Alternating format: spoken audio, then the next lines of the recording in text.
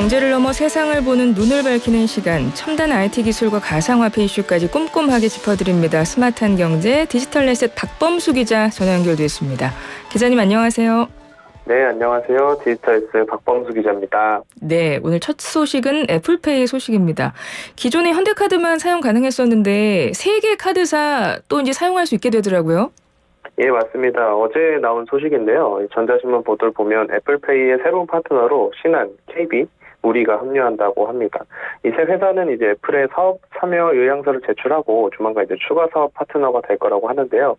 기존 애플페이는 현대카드 이용자만 쓸 수 있었는데 카드사가 하나로만 제한되다 보니 불편한 점이 굉장히 많았습니다. 특히 이번에 합류한 세 개 카드사가 굉장히 규모가 커서 관심이 쏠리고 있는데 신한과 KB만 합쳐도 국내 점유율 40%를 차지하고 있기 때문입니다. 특히 이들 카드사가 대형 금융지주 계열사라 향후 애플페이와 금융지주들 간 사업 시너지에 대해서도 기대가 되는 상황입니다. 네, 신한카드, KB국민카드, 우리카드가 전격 합류한다고 하던데 지금 현대카드는 애플페이 사용 가능하고 그럼 이 세 개 카드는 언제부터 사용할 수 있는 거예요? 이제 조만간 이제 사용될 거라고 하는데 보도에서는 이제 9월 정도로 예상을 했던 걸로 기억합니다. 예. 삼성 같은 경우는 사실 이제 삼성페이 유료화한다는 약간 소식이 있었는데 약간 삼성이 머쓱해진 그런 상황이 아닌가 라는 생각도 잠깐 들긴 하네요. 네, 오히려 삼성페이에서는 이제 갤럭시 워치에 애플페이를 의식해서 삼성페이를 넣는 것이 아니냐 이런 얘기도 나와서 앞으로 두 회사 간의 이제 경쟁 구도는 좀 이어질 것으로 보입니다. 예. 애플 소식이 하나 더 있습니다. 애플에서 MR 헤드셋 출시했다 그래요. 예, 이거 뭐 대단한 기술인 것 같던데 시장 반응이 어떤가요? 일단은 MR 헤드셋 먼저 설명을 드리면 MR은 이제 믹스드 리얼리티, 혼합 현실이라는 뜻입니다. 말 그대로 이제 현실 공간과 디지털 공간이 이제 혼합되는 거를 뜻합니다. MR 헤드셋은 스키 고글처럼 생겼는데 이걸 쓰면은 저희가 SF 영화에서 본 것처럼 앱의 화면이나 영상이 현실 공간에 이렇게 떠다니는 것처럼 보인다고 합니다. SF 영화처럼 이제 손이나 눈을 사용해서 앱을 실행하는 것도 가능하고요. 가격이 좀 비싸긴 한데 460만 원대로 내년 초 미국부터 출시가 된다고 합니다. 뭐 시장 반응은 뭐 일단 너무 비싸가지고. 네, 비싸다는 말도 있고 오늘 트윗을 하나 봤는데 이제 일론 머스크 테슬라 CEO가 하나 올렸는데 이 굉장히 좀 비싸다는 거를 좀 비꼬는 듯한 이제 트윗을 하나 올려서 좀 양분되는 것 같습니다. 오히려 애플이 했다 보니까 이게 그래도 좀 잘 되지 않겠냐라는 시선이 있는 것 같고 그럼에도 항상 늘 뒤따라다니는 가격이 너무 비싸다라는 의견도 같이 공존하는 것 같습니다. 네. 다음은 코인 시장 소식을 좀 보죠.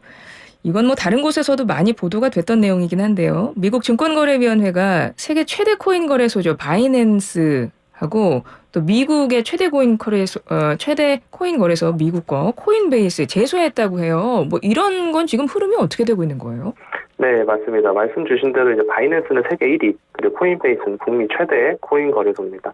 SEC가 이들을 고소한 이유는 이제 미등록 증권을 판매했다고 봤기 때문입니다. SEC는 기존에도 비트코인을 제외한 모든 코인을 증권이라는 태도를 보여왔고, 특히 2022년 말에 그 미국의 최대 거래소였던 FTX가 고객 자금 유용 횡령 등으로 이제 붕괴가 되면서 오히려 좀 그 코인 거래소에 대한 규제가 좀 강화가 됐는데요.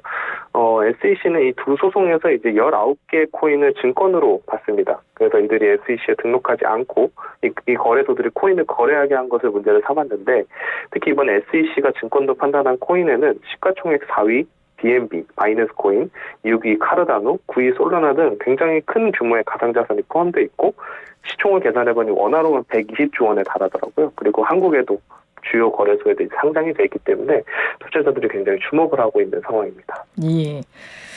그리고 이거는 코인과 정치와 또 연관된 소식이 전해졌어요. 동유럽 몬테네그로에서 코인과 정치가 얽혀 논란이 되고 있는데 그 중심에 테라폼랩스 권도형 대표가 있습니다. 이게 몬테네그로 정치권과 결탁이 됐다 뭐 그런 이야기가 전해지던데요. 네, 맞습니다. 이제 국내에서도 이제 정치권에서 가상자산 소식이 계속 나오고 있는데 몬테네그로에서도 등장을 했습니다. 바로 테라폼랩스의 권도영 대표인데요. BST, 보르바 등의 현지 언론 매체를 보면 권도영 대표는 밀레이코 스파이치 몬테네그로 전 재무장관과 수년 동안 사업을 했고 또 정치 후원을 했다는 의혹이 제기되고 있습니다. 사건의 발단은 한 편지였는데요.